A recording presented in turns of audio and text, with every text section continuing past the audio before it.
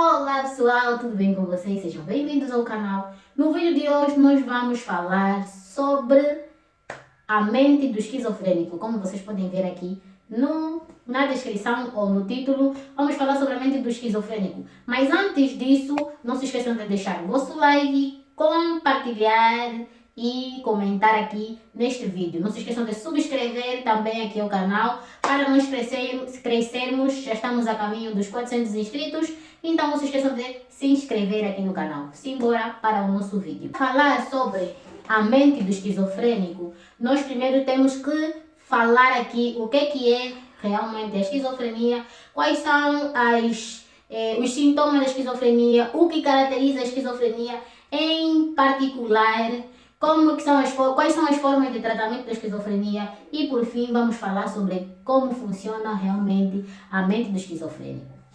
A esquizofrenia é um grupo de perturbações mentais em que o indivíduo perde o contacto parcial ou o contacto total com a realidade. Normalmente as pessoas com este distúrbio ou com esta perturbação têm pensamentos extremamente irracionais e desorganizados.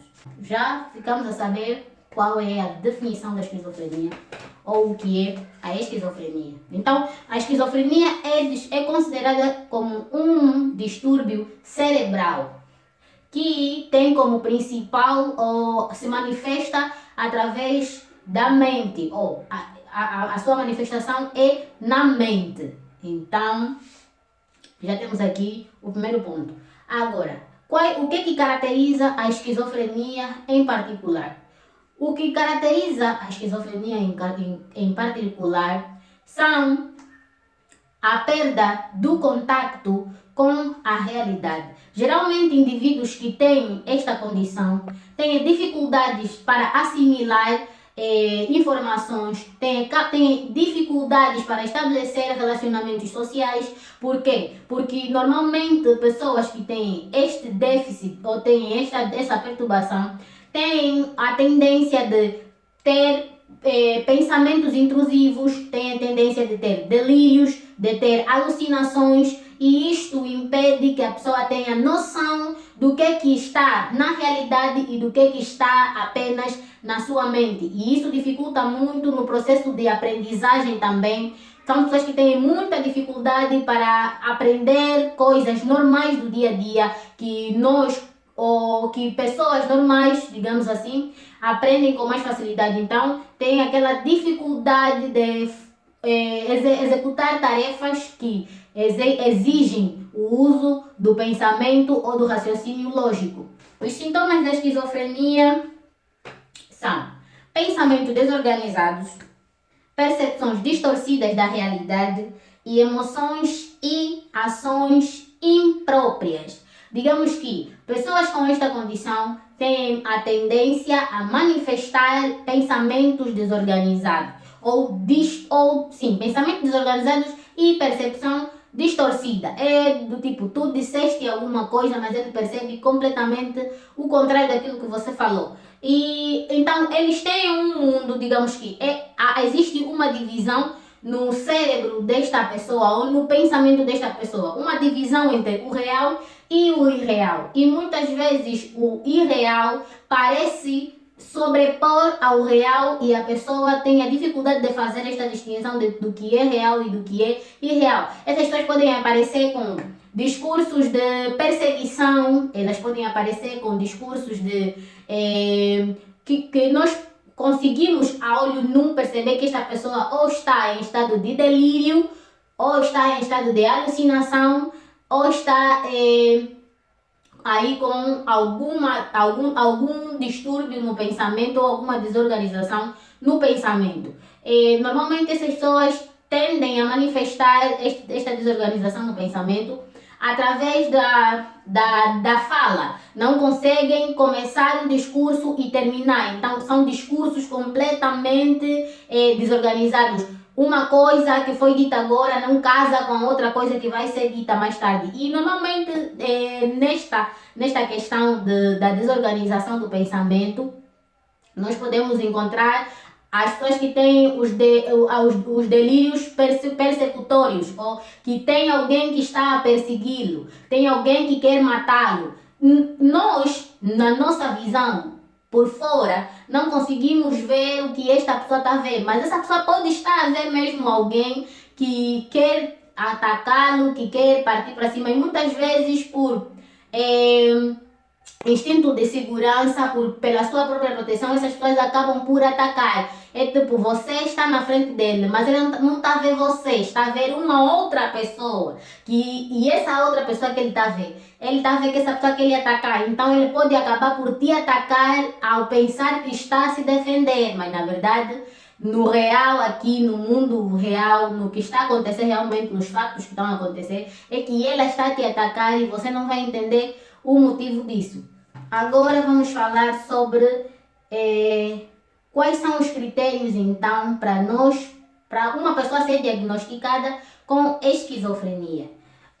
Os critérios para uma pessoa ser diagnosticada com esquizofrenia não são tão diferentes de outras patologias psíquicas, não são tão diferentes das outras perturbações mentais. Segundo o DSM-5, os critérios para o diagnóstico, os critérios de diagnóstico para a perturbação da esquizofrenia são a presença de um ou mais sintomas no período de 6 a 1 ano, de 6 meses a 1 ano. Se a pessoa manifestar mais de um ou mais sintomas neste intervalo de tempo, já pode ser diagnosticado ou pode já estar ali dentro do desenvolvimento da perturbação significativamente. Outro critério de diagnóstico é estes sintomas causam desconforto à pessoa, criam situações em que a pessoa não consegue viver a sua vida normalmente, não permitem que a pessoa tenha uma vida social ativa, não permitem que a pessoa desempenhe funções no seu dia a dia, funções que exijam o uso do pensamento lógico, o uso da mente. Então já pode também ser considerado como um motivo ou um dos critérios para o diagnóstico da esquizofrenia. Normalmente nós temos parentes, temos familiares que de vez em quando manifestam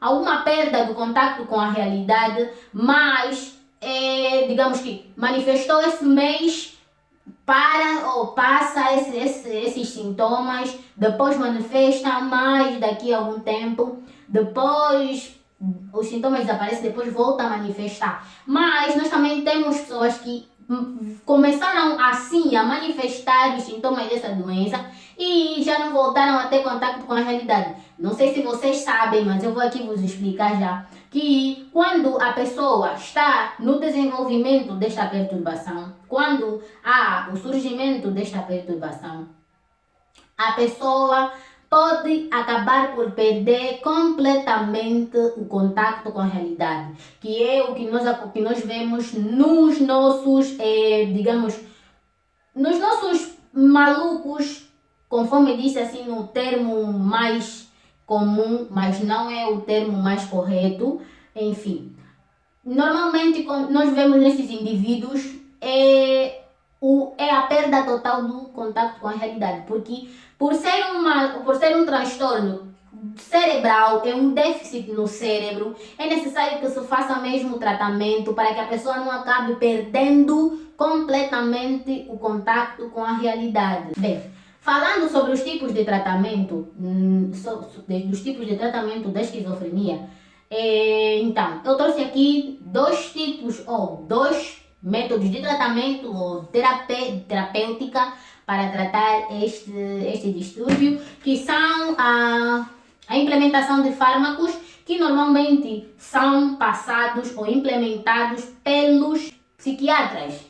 Os psiquiatras é que fazem a administração dos fármacos e os psiquiatras é que têm, digamos que a esquizofrenia é uma das perturbações que faz parte do fórum dos psiquiatras. A esquizofrenia, a depressão, são perturbações que fazem parte do fórum do psiquiatra, em conjunto com o psicólogo. Tem os psiquiatras administram fármacos e os psicólogos fazem a terapêutica.